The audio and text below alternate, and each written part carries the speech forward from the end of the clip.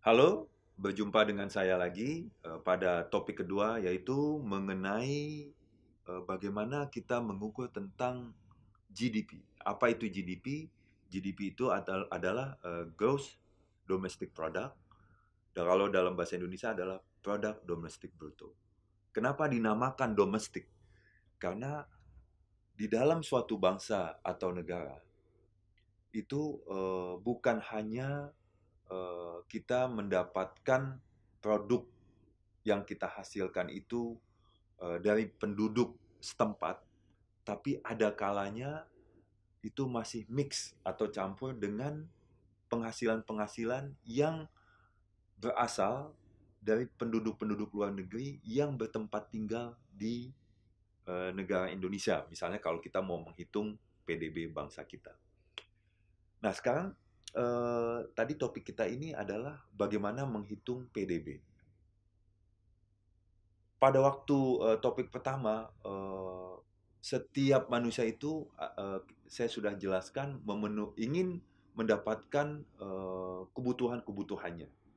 Nah, sebetulnya eh, pemenuhan kebutuhan ini kalau kita mau bagi kelompok besar itu ada suatu kelompok-kelompok yang dapat digolongkan menjadi tiga, yaitu kelompok konsumsi, kelompok investasi, dan kelompok pemerintah dalam mengeluarkan belanjanya, yang biasa kita kenal adalah dengan APBN.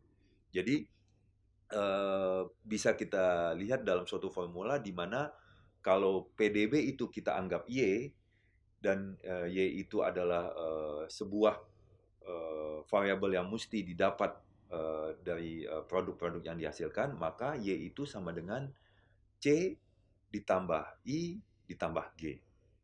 Nah, sekarang kita lihat dengan konsumsi. Apa itu konsumsi? Konsumsi yang paling kita kenal adalah ketika manusia itu ingin memenuhi kebutuhan, walaupun dia mempunyai pendapatan rutin, walaupun dia tidak mempunyai pendapatan rutin, itu tetap dia memenuhi, dia tetap berkewajiban memenuhi kebutuhannya. Itu dinamakan kebutuhan pokok, dan itulah salah satu dari komponen konsumsi. Apa itu? Makan, minum, pakaian, kemudian rumah tinggal, transportasi. Nah, itu masuk ke dalam kelompok konsumsi. Untuk kasus Indonesia, sektor konsumsi inilah yang memacu pertumbuhan ekonomi. Kenapa? Karena Indonesia penduduknya itu boleh dibilang besar. Bahkan berdasarkan urutan dunia, Indonesia termasuk 4 atau 5 penduduk yang terbesar di dunia ini. Nah, kemudian yang kedua, kelompok kedua adalah investasi. Investasi itu hampir semua negara maju.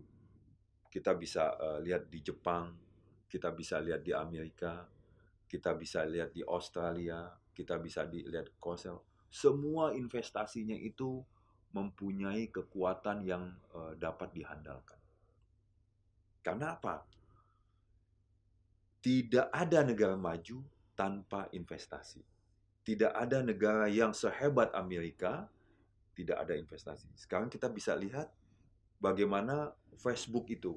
Facebook itu dapat dihasilkan karena investasi, yaitu investasi dari Mark Zuckerberg, kemudian investasi bagaimana si Mark Zuckerberg itu meminjam uang di bank, di mana uang di bank itu dihasilkan dari tabungan yang ada di dalam masyarakat. Kemudian kita lihat juga di Jepang. Di Jepang ada Mitsubishi, ada Honda, ada Toyota, semuanya itu adalah hasil investasi. Nah, sekarang kita sudah dapat mengetahui bahwa kelompok investasi ini adalah suatu kelompok yang paling penting. Nah, kemudian ada kelompok yang ketiga, yaitu kelompok government, di mana government ini setiap tahunnya itu mempunyai APBN yang kita namakan anggaran pendapatan belanja negara. Didapat dari mana? Didapat dari pajak. Pajaknya dari mana? Pajaknya dari pengusaha-pengusaha yang ada di dalam negara tersebut ketika mereka melakukan transaksi bisnis.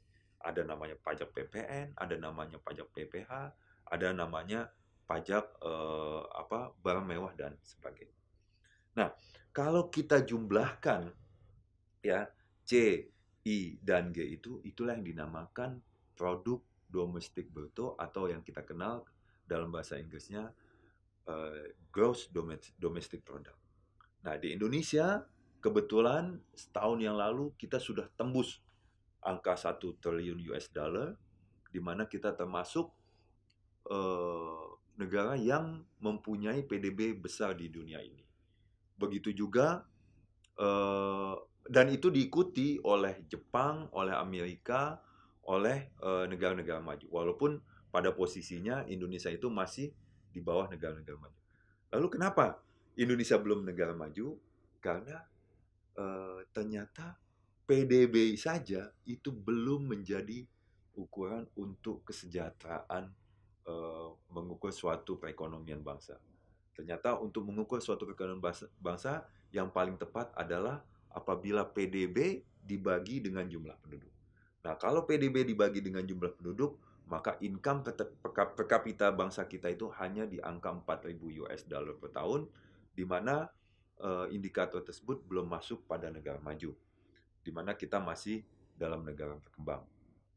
Tapi kita yakin semua bahwa ke depan kita optimis, kita akan menuju negara maju karena kita masih banyak potensi-potensi sumber daya alam, sumber daya manusia yang dapat memacu pertumbuhan ekonomi. Demikianlah topik kali ini.